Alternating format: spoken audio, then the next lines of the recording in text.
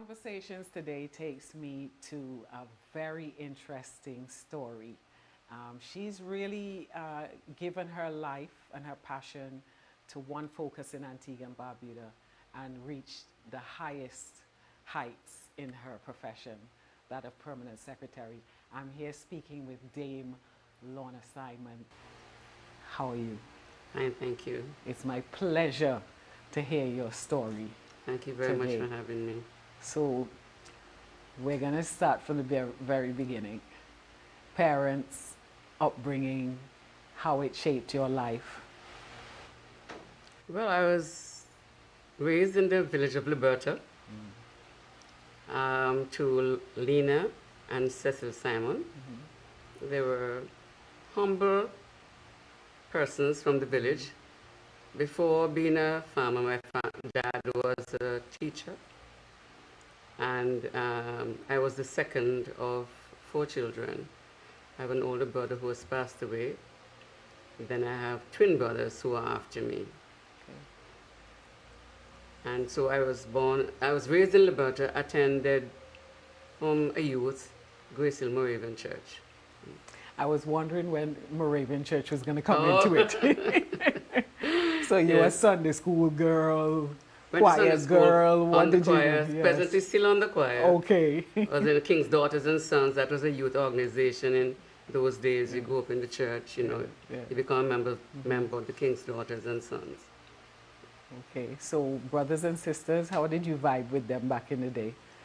Well, because I was the only girl, I would say, favored by my parents, especially my mom. Okay. My older brother migrated to the United States. In those days, you'd go to pick apples.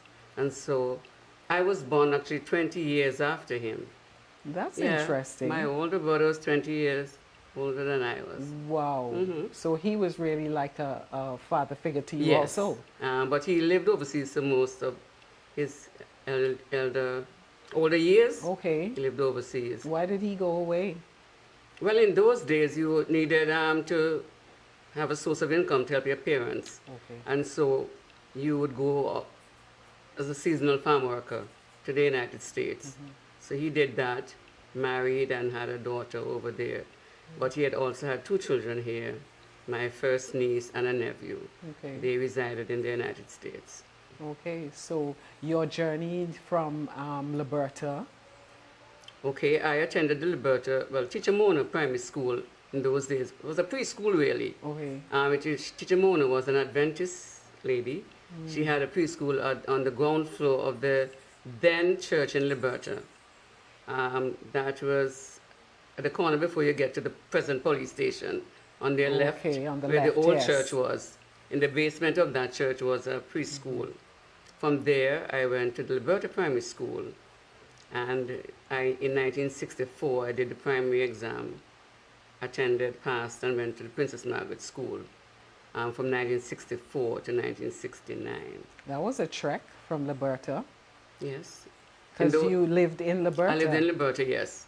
Okay. So you had to take in those days, there was a school bus, or Spencer had a bus, Mr. Spencer had a bus, which would come into the village and pick up persons and, take you to East Bus Station. From there, you went to various schools in St. John's. I love it. Any exciting stories from school days at PM? I was very quiet, loved to read. I know in those days, the mischievous boys, the uniform at the time was a uniform with pleats. And so the girls would, before you sit, you would fix your pleats and then sit. And some mischievous boys would have a pencil, which was dangerous at the time, but then, pranks. And they would put the pencils, when you sat down, the pencil would dig you. Any of them are still your friends to this day? I don't think they ever did that to me, maybe. Okay. They never did that to me. So there was some good days at Princess Margaret School. Yeah. From there, I went into the world of work at 18. I recall at the time that Mr. Basil Peters, he was the principal. And when I went to him for a recommendation, because my parents felt the civil service was a place to join, it was more secure, rather than going into the private sector. And he was did not want to give me the recommendation because he felt I should continue going to sixth form. But I left so that I could help my parents at the time.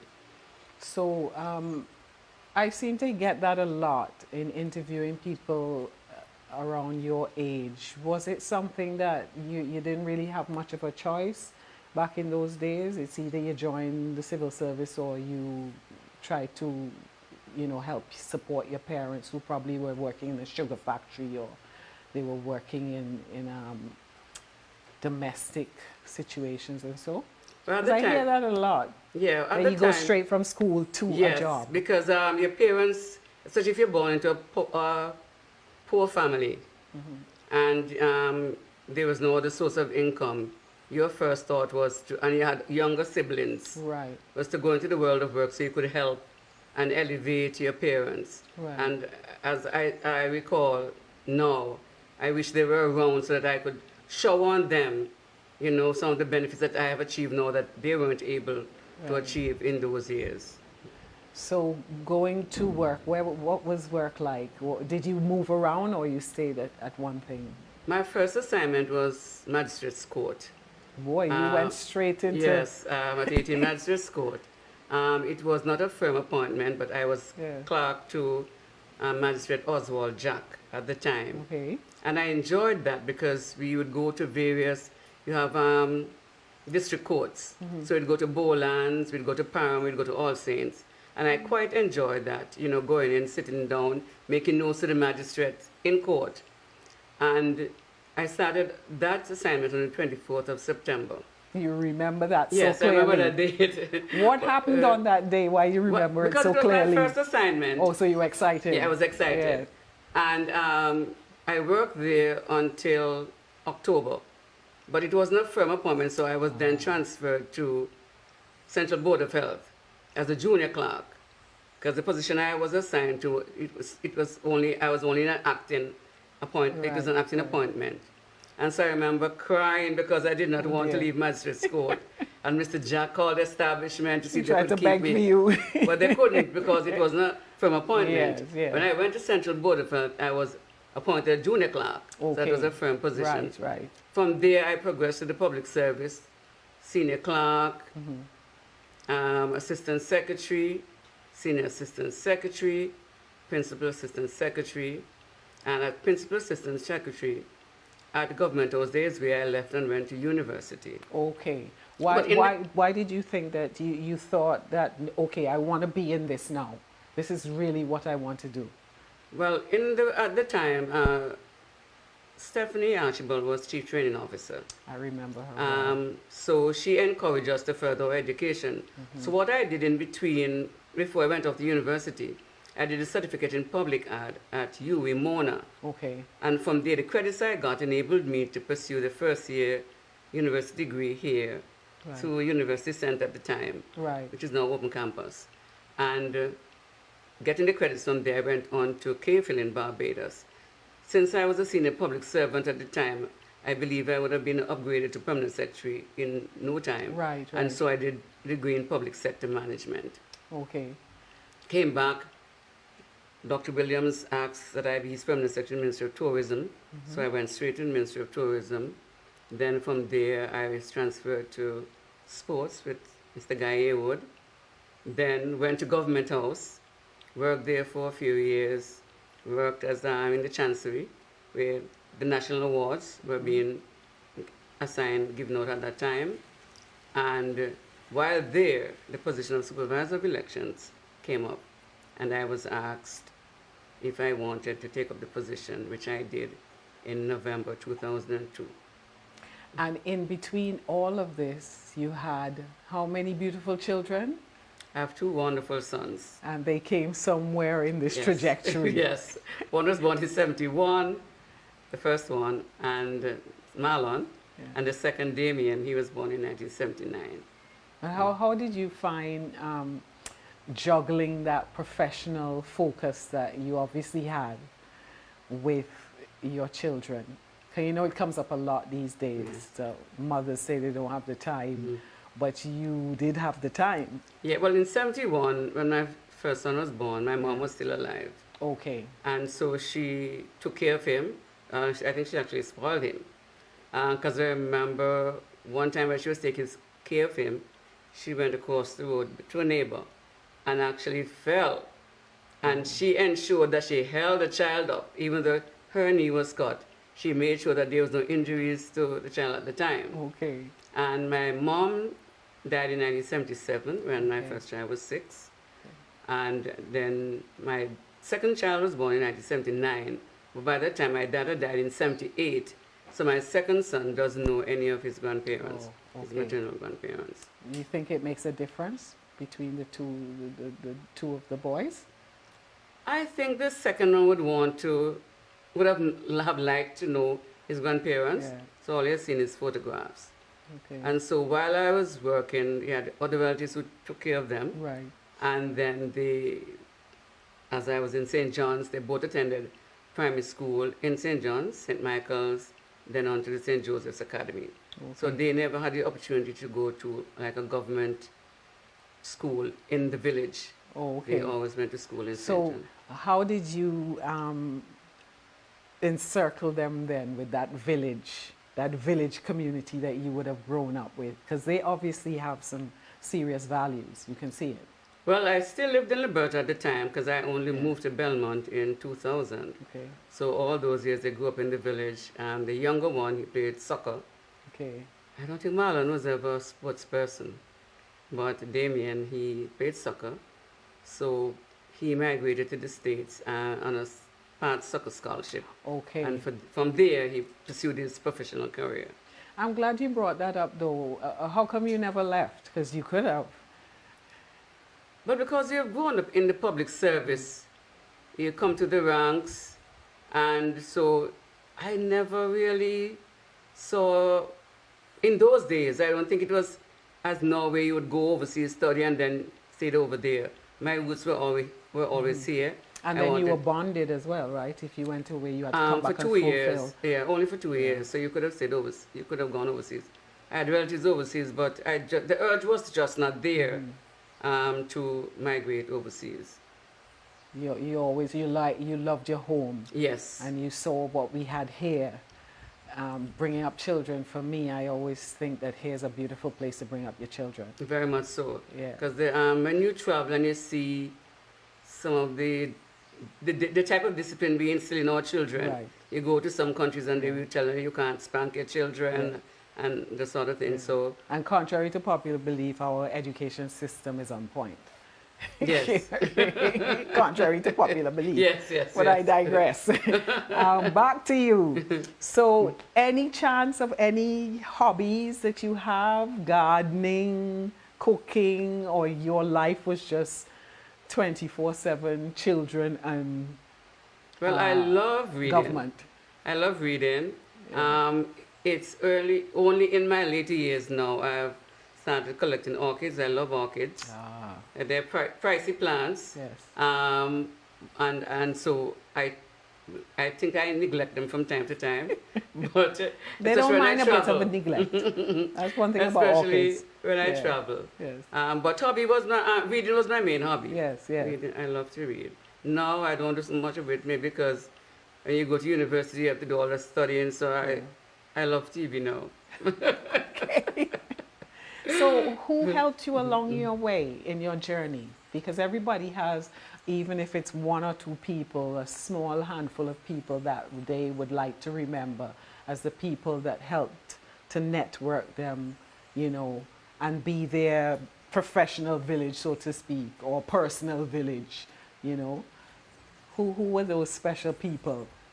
Well, from Liberta Primary School, there were a number of teachers, some of whom majority are now overseas, have migrated, Canada, England. We have the church, you have various ministers, religious ministers. In the public service, you would have had several mentors who we have worked with over the years. Awesome. We have like Miss Idris Halstead, who's in Mannix, who work at the Ministry of Economic Development. That's at the Country Pond now. My dear cousin Henry Simon, he was always in my corner. Oh, he's a lovely man. Several other relatives who are close to me, they have always been there for me, looked out for me. And other persons, when you begin to name names, you tend to forget. So you But have to say all too those numerous to persons, mention. yes, who have contributed over the years, Sir Yes. James and Lady Carlisle, Okay. in Government House. Yeah, lovely people. Dr. Williams, Sir Rodney, Yes, who's Sir now the Rodney. Governor General.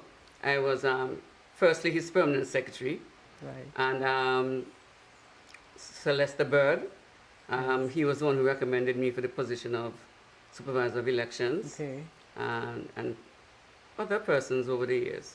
How different was that? You went from permanent secretary to supervisor of elections. Tell me about that journey. Well, when I was called and asked about taking up the position, working in Government House, it was the position to be in. You, with the Governor General, one of the highest officers in the land. But then I saw Supervisor of Elections as a challenge. Government House, a smaller staff, so that not that many challenges to face. Right. And when I was offered the position, I said, wow, that's a challenge. I had previously worked in elections as a presiding officer Okay. and as a registration officer for a short while. So you knew just a little bit about the system. And when I got to elections office, the staff who were there were persons who had worked there with Mr. John, the former supervisor, over the years. Right, right. And so they embraced me. Awesome. And the first election that we did was in 2003 in Barbuda, because they were having local government elections. So that was like my baptism with fire. Luckily for us, the Jamaicans, we were looking at re-registration in 2003 for elections that were going to be held in 2004. So the commission engaged the services of the Electoral Office of Jamaica. It's interesting. Yeah, so they mentored us Okay. in that first election in 2004. And so from 2009, that was the first election that we had run on our own, On your own. Okay. up to 2018. You must have some stories to tell on that, because you're talking about constituencies, and it's two islands that you're dealing with. Any interesting stories? Well, interesting, what's interesting, but that you can tell us about, or the 2009 was our greatest challenge why? because we had some boundary changes, Okay. and with those we had to be moving persons, and so that was the year when the polls opened late in 2009. So persons were very disgruntled, and there was a commission set up, and we had to go to court and so on. But the ruling was that because the turnout was high, no one party was more affected than the other. So I have always said that is the worst point of my civil service career. But I've looked back on that, and we have learned from the errors that we made, which were not totally all hours at the Electoral Commission, because there was extenuating circumstances. Right, right. But from those challenges, we have managed to overcome, and in 2014 and 2018, we made up for what went wrong in 2009. All right. So in terms of legacy now for yourself, what do you see as your legacy, not just for yourself and your family, but for Antigua and Barbuda? Well, I'm hoping that as I leave this stage shortly into retirement, that I would have been able to convey to the persons with whom I've worked the commitment to excellence and to give of your best, ensure whatever you do it to the best of your ability, without fear or favor, without showing any kind of preference to one party over another. Because supervisor of elections, you are You have to be bonded. neutral. Yeah. Yeah, people think that you prefer one party over the other, but as I say, in our work, you have to be impartial. Whatever you do for party A, you do for party B, and so we want to ensure that when we run an election, whether it be a local government election or a general election, that it is seen to be fair, free from fear, and that when observers come in, they look at what we have done and they say, well, it was a well-run election, and the commission and all of Antigua and Barbuda can be proud of what we have done. Any particular persons you remember in your tenure as permanent secretary? Because permanent secretary is a very powerful administrative position that you can recall nurturing, mentoring, and you look back and smile and say, yeah, they got it. Well, there are a few persons now in the public service. Some have retired because the supervisor of elections, the retirement age is 70. Right. Most, and I would have left at 60 if I had it not been for that position. Right. So most of those persons with whom I would have worked have retired. There are one or two still in the service. I remember seeing a post from Anita Flack where she was saying she has just reached 37 years. Yes. And when I did a little note to say it was a pleasure working with her on Facebook, and she responded that I was one of the persons she learned the administrative aspects of the civil service. Awesome. So I'm hoping that I would have been able to pass on to some of those persons with whom I've worked over the years something that they can take back and say, well, I learned this from Miss Simon, and it was a pleasure working with her. Okay. So final words about life and times in Antigua and Barbuda. Well, it's one of the most beautiful places on earth. I have had the opportunity to travel to various countries as a Commonwealth observer. I've gone as far as Papua New Guinea. I remember years ago I used to say, I would never go to Australia, it's too far. And when I had the opportunity to travel through Brisbane in Australia to get to Papua New Guinea, I was delighted. I said, boy, look at me. I never thought I'd reach these parts of the world. Yeah. And you have rubbed shoulders with former presidents, former prime ministers who have been head of the observation team, work with a good crop of persons from the Commonwealth Secretariat. And so I say kudos to, as I said again, the government for appointing me as supervisor of elections, where I've been able to, travel, gain knowledge which I can bring back and impart, because it was one of these missions that I was able to bring back and use the gender stats, which we started collecting in 2014 election. It was in Papua New Guinea where they collected this stats to gender, and I brought that back and implemented that in our elections. Awesome. Now, in your position, you would have gone to some interesting places. So tell us some of the places that really impacted on you. Well, the Electoral Commission is a member of an electoral body of Central America and the Caribbean. We operate under what is called the TICAL protocol. This was a protocol signed in Puerto Rico in the 90s.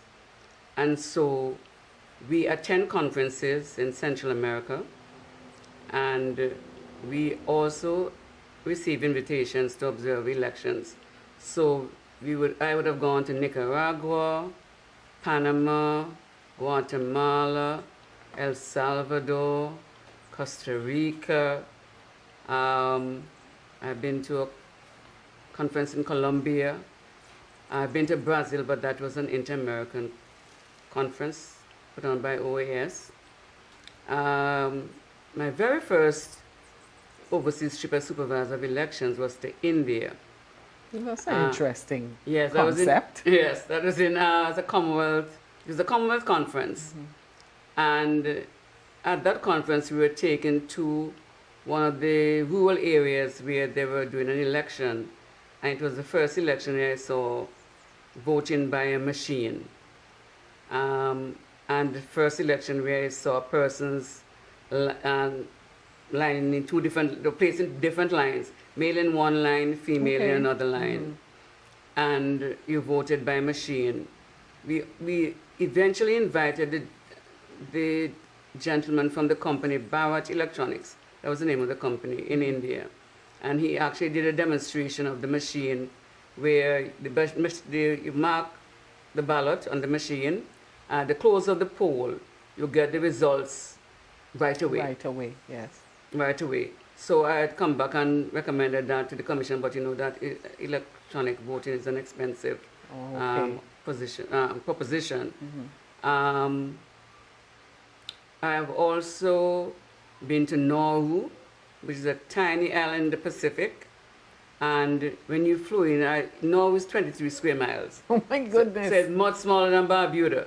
But So it's a little twin otter you went on No, there? surprisingly. I was very surprised because I do not like flying, but I love to travel. So I like a challenge. So no, I'm thinking it could be a small aircraft, but I'm willing to go. Right. Surprisingly, it was a large aircraft like the American Airlines jet that comes in here. But the airstrip is in the middle of the island. the city, yeah, in the city. And it is fenced around. When the aircraft lands, the taxi to its parking apron, they close the street off. So there's a gate which goes across the street, so the vehicles have to wait.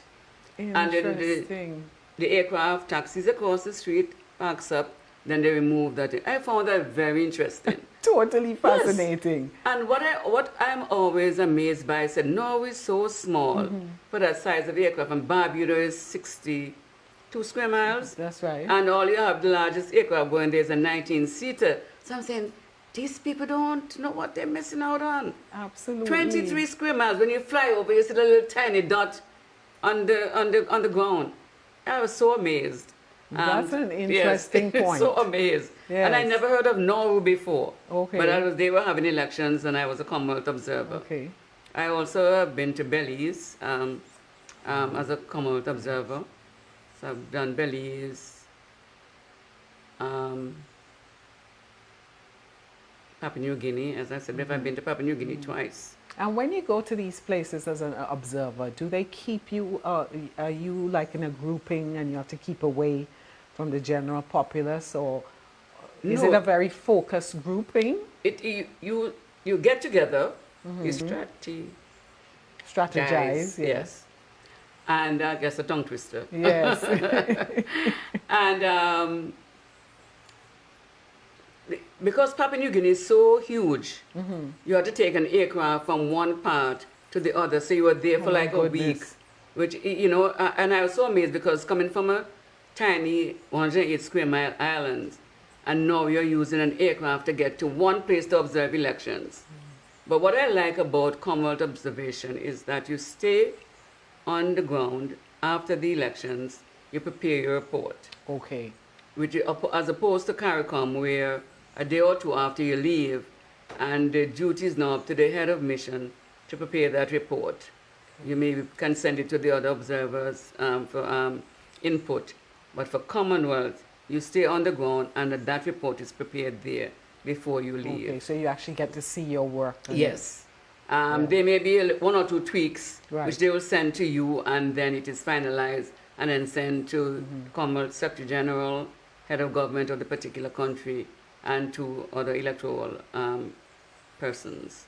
Okay, so no wonder they chose you for the position, because you bring all this wealth of experience from all these different places in the world to bear on Antigua and Barbuda's election. And so you have that experience which you can then input into what you do here, and your source to improve your electoral process. Awesome. OECS territory, they're celebrating 40 years coming up on Friday, I think it is. You think we've done a good job? But there's always room for improvement. There were only two, well, not OECS, there are two Caribbean countries in which I have observed elections, St. Kitts, Nevis, and Guyana. I think we are getting there. There's, as I said, there's always room for improvement. And that insularity of years ago is not as widespread as it was then. And maybe because persons are able to travel more, there are more opportunities for you to experience other countries, other cultures. And so I think we will get there. We will get there. It was a pleasure speaking with you. Thank you. I hear the knowledge and the depth in our government service, because a lot of people seem to think that the government service is stagnant. What do you think about it. What do you think about that? Do you think that we actually have reached a plateau? And do you think that we can tweak some things for ourselves here in Antigua and Barbuda and the OECS territory? Because I don't really want to say CARICOM, because that's a whole complication right there. But for the OECS territory. Well, with the university education being more affordable now to persons, because in the public service you'd come through the years, just 3 years of experience. Now, a lot more of the public servants are getting degrees. Absolutely. And being exposed to new technologies, the advent of social media, ways of doing things. Not maybe you don't have to leave your office to go to a meeting. Right. So there are the various ways now of there are certain things that certain areas that I wouldn't have done over my civil service career. Because days gone by, you would speak of personal management. Now it's human resource management. Absolutely. And so persons have the opportunity now to upgrade their skills so you can do better service our constituents in the public. Yeah. Yes. Thank you so much, You're Dame welcome. Lorna Simon, for speaking with me in Conversations today. Thank you very much I for having learned me. a lot. Thank you. It's been a pleasure.